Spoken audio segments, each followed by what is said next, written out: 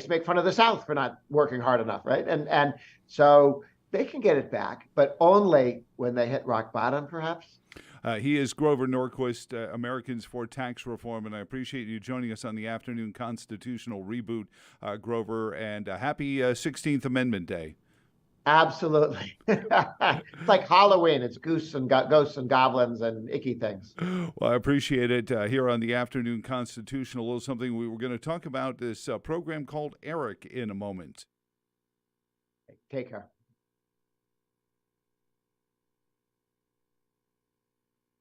Do I sign off now? Okay, thanks.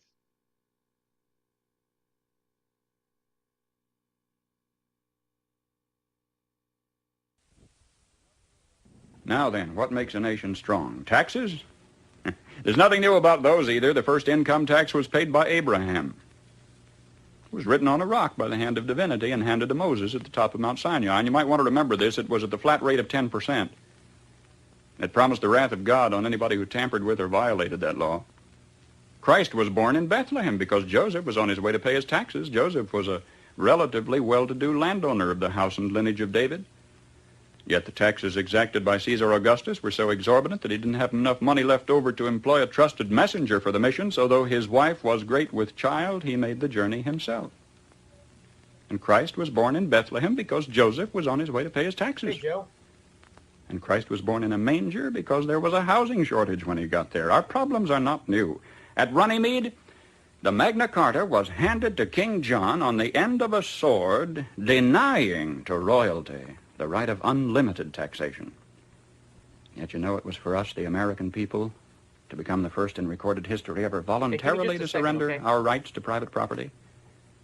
Oh, yes, we did. With an innocent-sounding constitutional amendment, the 16th, which says that Congress shall have the power to lay and collect taxes on incomes from whatever source derived, and we forgot to put any limit on the extent to which we could tax ourselves. Conceivably, we could be taxed out of all private property.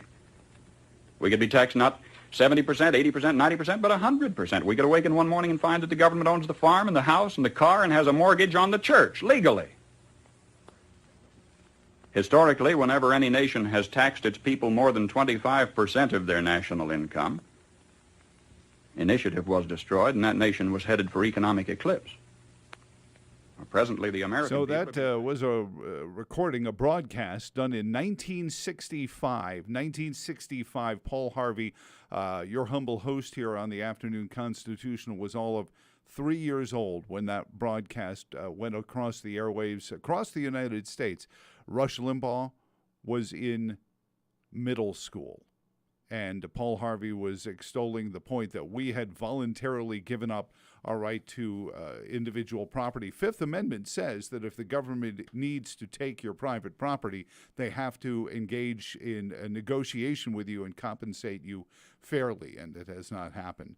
Joining us now from the Restore America, the restorationpac.com group, and he is a great analyst, most recently with us talking about some of the policy issues that have been facing America and where we've wound up in the world. He is Hayden Ludwig, and it's Restoration America PAC. Is that the group you're with now, right, Hayden? Yeah, restorationofamerica.com is our website. Right, that's right. And find them there. And Hayden and I were talking earlier, and we were talking about this innocuous little program called ERIC. And if you wonder how we get to places where your taxes just continue to go up, and you say, well, how do they get away with this? And people say elections have consequences. Sometimes, and I think, Hayden, tell us the story of ERIC. This is more of a case of consequences have elections. Yeah, right. Exactly right, Joe. Well, so ERIC really is a a solution in search of a problem. That's basically the issue we're dealing with, right? And it all goes back to voter rolls. So the quick, simple tutorial on this is voter rolls change every time somebody moves or dies or turns 18 or becomes a felon or something like that. They're constantly in flux. And states are required by law to maintain pretty accurate voter rolls, and it's notoriously difficult to do. Well, about a decade ago, this organization, ERIC, that stands for the Electronic Registration Information Center, which was launched by left-wing activists, stepped in to sell its services to the states as, hey, we can help you clean your voter rolls. We do that by you give us all the sensitive information on your voters, which nobody else has access to, and we'll help you determine when they move or die or whatever happens to them, and you can remove them from the list. In reality, ERIC does not require states to remove ineligible voters from their lists. And that's because ERIC was actually created to identify a gold mine of people who could register to vote, but have not yet done so, likely Democratic voters, to help campaigns find these people and turn out the votes. In other words, it's a gigantic voter registration machine posing as a way to clean voter rolls, and it's a gigantic lie. So how were we fooled by this? Was it something, and you kind of led me to believe, and it sounded like you were just saying that it was actually created to do this. This wasn't something where conservatives said, "Ha ha, we've got you now, Red Baron," and all of a sudden we realized, no, it was us they got, or they figured out some flaw in the system. They actually intended to do this from the get-go, you say, Hayden? Yeah, that's right. So the story really goes back to 2010 and the Supreme Court decision, Citizens United. And that changed a lot of our campaign finance rules. But if you read the literature that leftists were bandying about back then, they really believed that all of this big business spending that was now allowed under this Supreme Court decision would 100% go to Republicans. We know that's a joke. It didn't actually happen that way. Right. But what they believed is this is going to lock the Democratic Party out of politics for a generation or longer. So they searched for a solution. The solution they came up with was, let's transform America's electorate. We don't believe that we can elect Democrats with America's current voters, so we need voters who are more pliable, voters who we can control. The way they went about doing this, though, was to create ERIC. And ERIC's whole purpose from the beginning, and we know this from the literature from the organization that created ERIC, called the Pew Charitable Trusts, was that it was trying to get a hold of this sensitive data on eligible but unregistered individuals. These are people who won't show up on any master list somewhere, usually because, say, they're 18 and they just turned 18, and they don't have any utilities, or they haven't registered to vote, and they haven't, et cetera, right? How do you get a hold of those people's information? Well, if you're able to get access to all this information from the states and have the states voluntarily give it to you when it's normally covered by federal privacy laws, right, you now have access to an incredible, like I said, gold mine of potential voters. And this is exactly what the left has done. And it's why the left is flipping states like Georgia and Arizona. I remember somebody once said that they were pro-choice, and I guess not in when it comes down to privacy about this, Hayden? Yeah, right, exactly. I mean, look, the left will always say, we just want to help people vote, but that's a lie. And we ought to say, when they tell us that, or tell us that conservatives don't want people to vote, that the left in reality only wants some people to vote. It's preferred voters and nobody else. And that's what this scheme is really all about. We could push back on this hard by pointing out simple facts that we've done on our website, right? That ERIC states do a worse job cleaning their voter rolls than non-ERIC states. And that is because ERIC doesn't actually require that. What ERIC does require its member states to do, and Virginia is one of them, by the way, is find these eligible but unregistered people and attempt to register them. And you ask, well, why would we spend something like $300,000 a year in Virginia to be part of this compact when only 13% of that money goes to dues? The rest of it is on this registration cost. And that's because the Democratic Party wants us to pay for its work, registering new voters.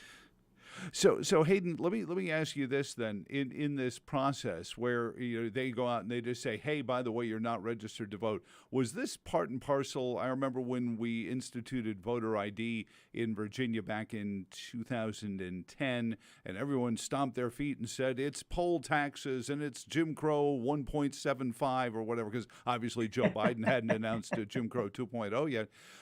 And so the governor, McDonnell, said, we will pay for everyone to get photo ID. Did this ERIC also come along there at the same time, or was this a later construct of the left? No, you're dead on. That's exactly what it is. So back in that day, this is around circa 2010 to 2012, when all of this stuff was being developed. Remember, these lefty groups like the Brennan Center, which is a far left group that develops a lot of these election reforms, as they call them, right, was the group that was spearheading this with funding from George Soros.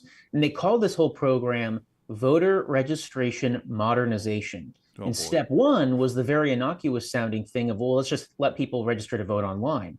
I don't have a problem with people registering to vote on the DMV online, that sort of thing. The point is, this was how they started the modernization program. And that modernization program quickly became, okay, how do we get access to all of this data? And what you have to understand is all of the federal agencies out there, like the Social Security Administration or your state DMV, they accumulate different data points on you, like what your name is, your date of birth, where you live, who you're married to, well, all these different things. But that's not collected in any one central database. And the organization that can collect all of that information from these 100 different sources or so has really powerful access to something that would benefit political campaigns. That was what this voter registration modernization program that became ERIC was all about. So again, it was never about cleaning voter rolls. It was always about winning elections under the guise of, hey, give us this information because we'll help you clean your voter rolls. No, you won't. and you know, when you say clean, and obviously they're filling them up with people who had, without their insistence, probably would have shown no inclination to register to vote.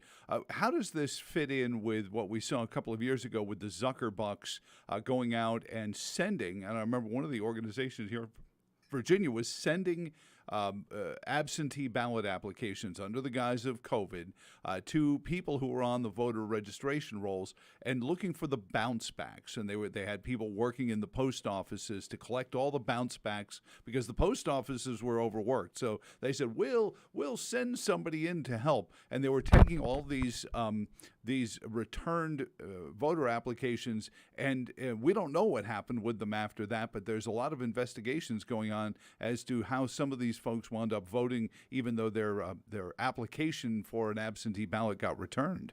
Yeah, I see two connections to the Zuckerbucks scandal. The first, most obvious one is that the guy who founded ERIC is named David Becker. He's a Mark Elias type Democratic operative elections lawyer. Oh, great. He was until recently on the board of ERIC, and he now runs another group called the Center for Election Innovation and Research, which got $70 million from Zuckerberg in 2020.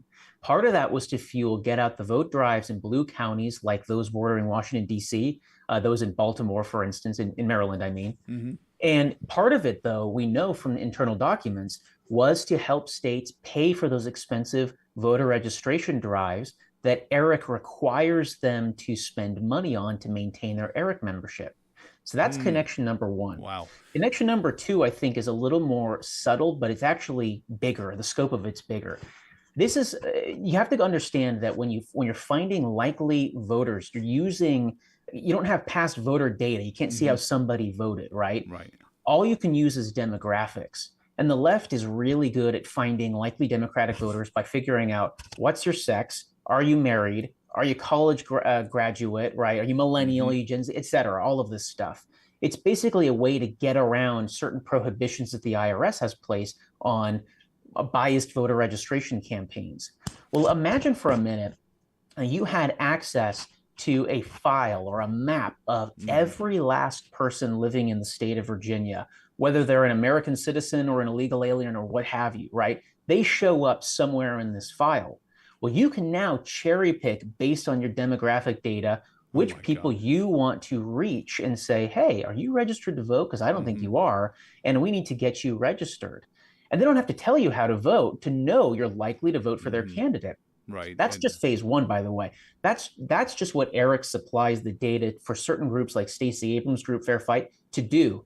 Then there are a whole host of lefty organizations that do nothing but make sure that that individual gets a ballot and puts it in the mailbox or goes to the polls on election day or what have you. This is the system that the left uses to win Democratic Party victories. It sounds like quite a nexus there, or axis, maybe we'll use that term. But you know, when you look at this sort of collection of information, it seems like, again, you can make a plausible case that it's okay until you realize that it's a partisan organization that's collecting all this data and using it for their own purposes rather than just to make sure that if I show up to vote and I'm not on the voter rolls, that that can be fixed, or if somebody shows up to vote for me and I've already voted, then that's going to be taken care of as well. And now imagine Eric for a minute was giving all this information to a group funded by the Koch brothers or aligned to the Heritage Foundation or something conservative or libertarian, right? You can imagine that the New York Times and Washington Post might have a few things to say about that. Oh my gosh. How dare they do this, right? Yeah, exactly. Well, that's exactly what's happening, but with a left-wing group funded by Mark Zuckerberg. This is that other organization, the Center for Election Innovation and Research. This is a group that officially has no connection to Eric, and in fact denies, until very recently, may still deny that it ever had one. But we know from public records requests that we and others have obtained that it has a data sharing agreement with Eric. Why? Because David Becker founded both and has run both and maybe still runs both, depending on who you ask, right? Unofficially, of course. Of course. CEIR is a policy shop. In 2020, it advocated for vote by mail, more Zuckbucks, more drop boxes, all the things that undermine election integrity. Harvesting and whatnot. Exactly, ballot harvesting, all of that. It has a certain vision, dark vision for America's elections, right? Well, this organization has unfettered access to the list of those eligible but unregistered individuals in every ERIC member state, including Virginia. And here's the question. We don't know exactly what happens to that data. When that center gets it, we don't know, because it's a private, unaccountable organization, what it does with it. Now, I suspect that it's giving it to all sorts of other organizations that can make hay with it. But the problem is, Eric's own members, who are secretaries of state, have been denied access to this information. Wow. Journalists like myself, when we ask, we're told we're far-right, election-denying conspiracy theorists. Of course you are. What election are we talking about? I'm talking about voter data here, right? Right. But really, though, why is this off limits? Again, if this was a right-wing Koch-funded organization, I don't think the New York Times would be satisfied with. I don't think we should be asking these questions very much. You said, yeah, exactly. They would be screaming it. There would be the front page headline every day. So Hayden Ludwig is on with us, and it's restorationofamerica.com. It sounds to me like, so we have this nebulous data. We have all these people who were born, have turned 18, have applied for credit cards, however they get all of this data into their nexus. And then it disappears into this other Becker group. And are these people showing up registered to vote? Do we even know that they're the actual people who are supposedly on this database? Because to me, and I sound like a Luddite when I say this, but I believe that it's a legal document, number one. Number two, you should hand that legal document to a sworn government official who could go to prison if they violate that oath. So that in-person transaction of one person to another with identification is really the only way I think we're ever going to get back to having faith in our election system. So how do we know that these people that this ERIC program is identifying and registering are even actually the people they claim they are? That's right. Yeah, exactly. You can see a host of issues cropping up, all because ERIC is one central database. We live in a world where big multi-billion-dollar companies with the latest cybersecurity software get hacked, and your credit card information is now released to fraudsters. But this one tiny organization that, by the way, has like a Regis office in DC, it's got 3 employees that control this entire thing. It's not Amazon, put it that way, right? This organization is going to be entrusted with sensitive information on 200 million plus Americans. Think about that. I don't care who runs it. I don't want Uncle Sam even having access to all of this kind of information, right? But only so much we can do about that. But that's really frightening, even if it wasn't giving information to a partisan organization. To answer your question, though, how do we know that Eric is helping register these people? Well, you know what? This is still a question. Recently, there's been a number of meetings, internal meetings, I'm not allowed to go to these, where ERIC members, again, secretaries of state, were debating reforms trying to fix ERIC from the inside. And we know from more or less confidential conversations we've had in the past that a lot of this information is basically blocked off from Eric's own members. They're hiding this information. And again, the connections, the voter registration requirement, the connection to David Becker's other partisan group, the New York Times and others have lied and said that there's no evidence for this. We have photographs, we have screenshots of the emails between Eric member states, one in Rhode Island, for instance, and CEIR and Eric discussing the nature of their very intimate relationship.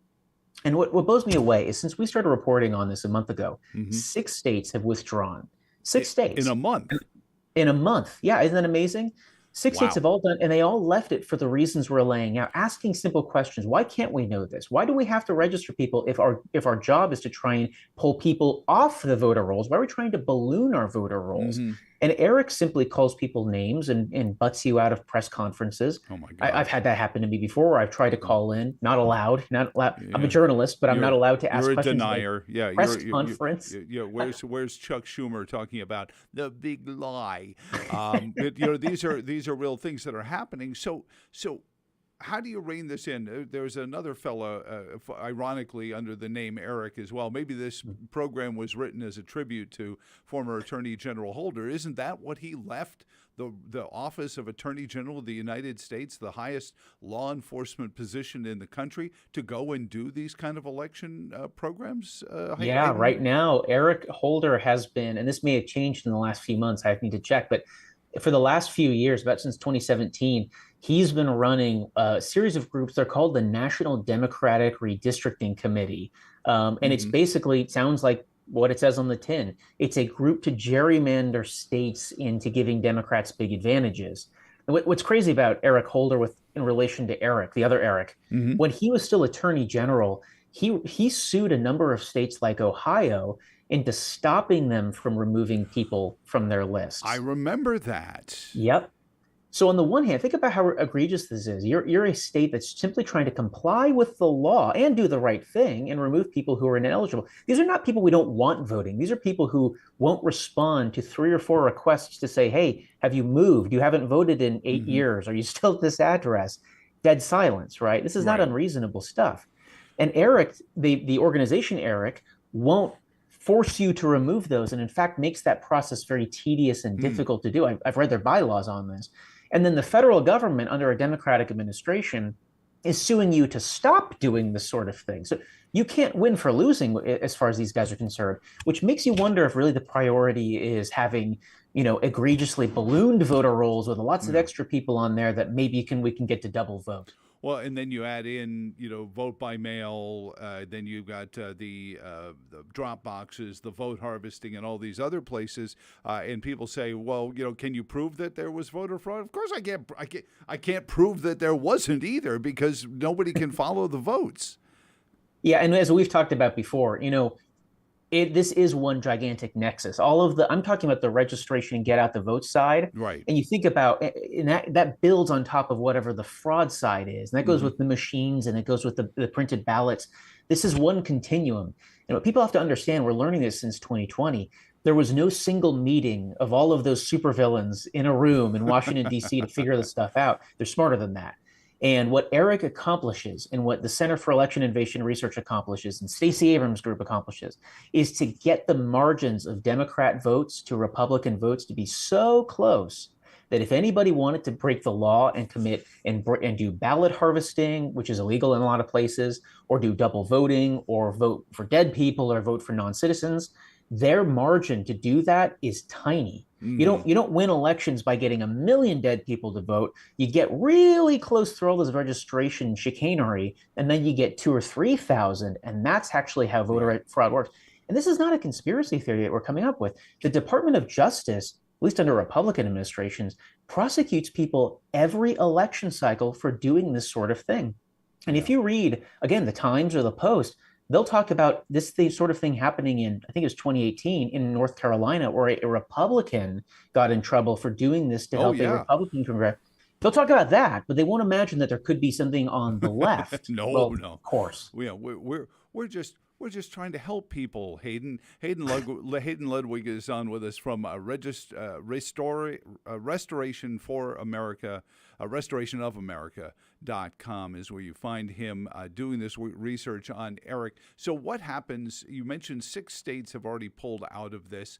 If all the states pull out, do they still have the vestigial database, and are now like Frankenstein's monster chasing us across the frozen tundra? Unfortunately, for a little while, I think that's the future. There's good news and bad news in this. The bad news is even if every last state withdrew tomorrow, obviously they didn't take their data with them. That's still housed in ERIC. The good news is that data changes by the day. So it might be good through the 2024 cycle, but it might not. And it certainly won't be good in 26 and 28, et cetera, right? Because they're not getting a new, you got to understand, ERIC requires its states to update every 60 days. That's how quickly this stuff changes. So in 3 years, it won't be as valuable as it is right now. But unfortunately, you're going to have to write that off. Is there you just struck a thought. I mean, but we're talking about Fourth Amendment protections, my privacy, those kind of things. Can there be a suit that would force ERIC to give up these lists, to destroy them because they have no constitutional authority to have that kind of personal information about American citizens? That's a great question. Yeah, I know of a number of ongoing lawsuits. We don't do litigation ourselves, so it's not.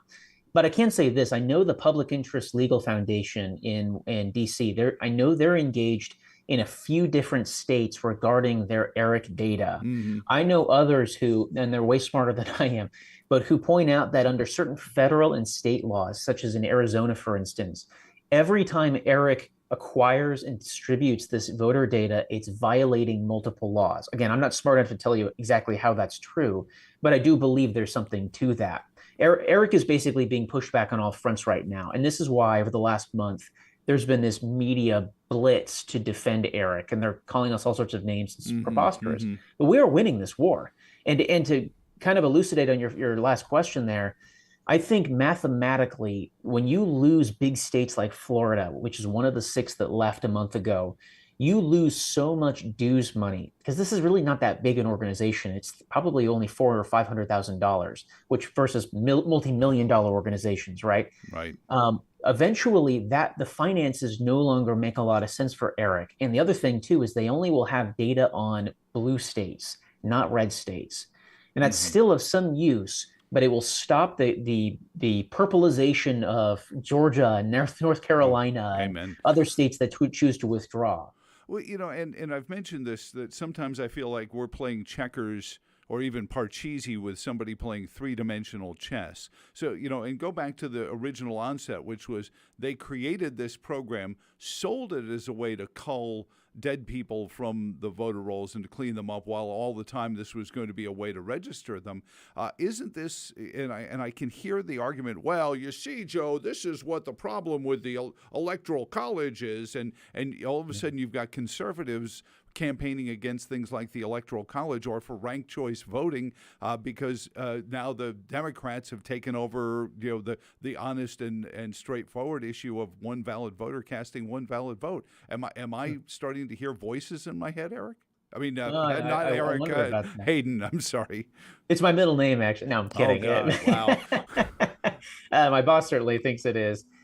No, I hear the same thing, and I share the same concerns. The way I like to kind of cast this battle when speaking to conservatives is this is a lot like the battle 100 years ago over abolishing the Tammany Hall political machine. There are all these political machines in New York and Boston and Chicago. Harry Byrd here in Virginia. The Byrd machine in Virginia was legend. Even drove FDR crazy. I'm doing research on the 90th anniversary of our flagship station, and apparently Harry Byrd was no FDR leftist, so maybe he wasn't that far left. But the Byrd machine, walking around money and all that stuff. He would have loved to have something like Eric. Yeah, yeah. Don't you wish he had that? Yeah, no, exactly right. The bottom line is we've seen these things before, right? This isn't the first time that an organization has basically grifted new votes out of its preferred voters. This has happened before. I mean, I remember reading about 100 years ago, people complaining that they'd look at all of these new immigrants coming from Ireland and Italy and Poland in New York City, and they were a little suspect because the first thing these new immigrants would do is sell their vote for a ham sandwich to the nearest political machine. And Right. hey, this is old time stuff that we've defeated before. How did we win those battles? We won them when reformers got serious about cleaning up the voter rolls, restoring election integrity, and abolished it. And I love to say, hey, Tammany Hall is just a tourist trap these days. It's not a political machine anymore. Right. Well, Eric will one day go the way of Tammany Hall. I absolutely believe that.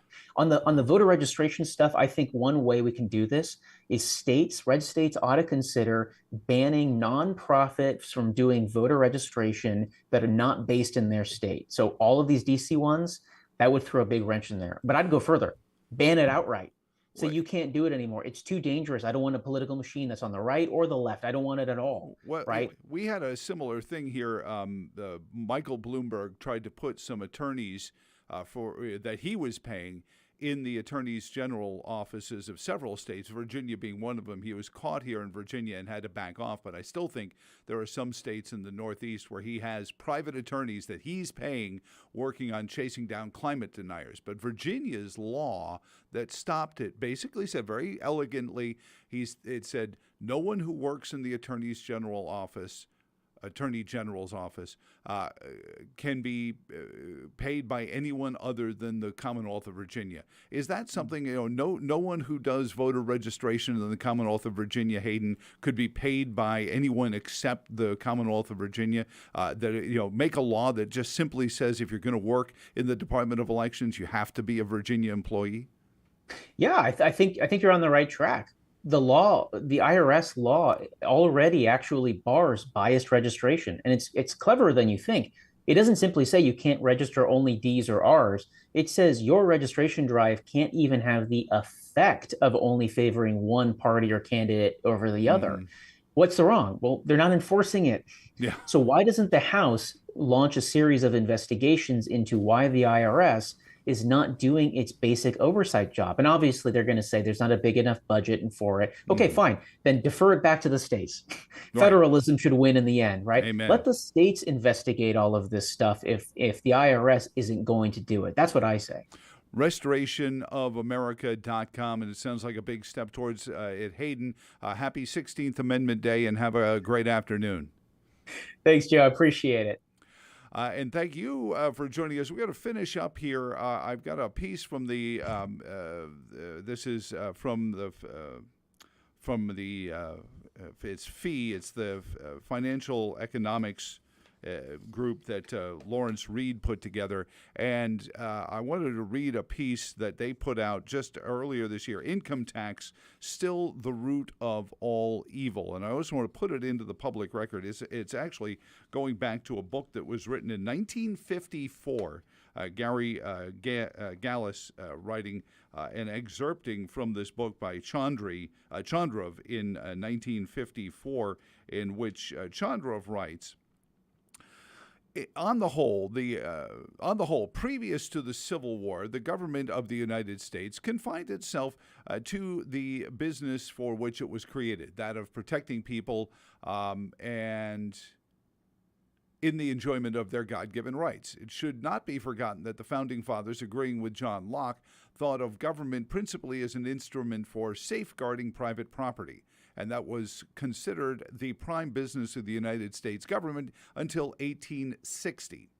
The dictum, all men are created free and equal, held in matters of taxes. No one and no group could be singled out by the government for special spoliation.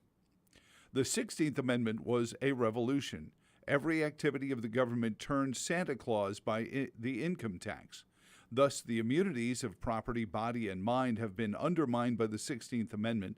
The freedoms won by Americans in 1776 were lost in the Revolution of 1913. That date sound familiar? There was a revolution in 1914 as well. Thus, the immunities, 1930. The 16th Amendment changed our country economically, politically, and morally. The 16th Amendment has widened the area of government power and, as a consequence, has reduced the area of liberty.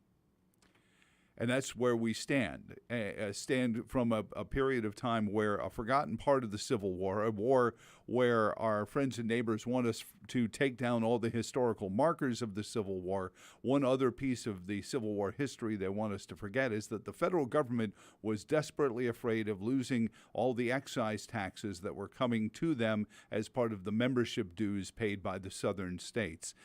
So happy 1040 filing, and go and enjoy. I hope it turns out well for you, and that you get to keep what you are hoping to keep, and are able to use what you can for your own enjoyment. We'll be back here tomorrow at 3 for all of us at the Afternoon Constitutional. I'm Joe Thomas. So long, and thanks for all the fish.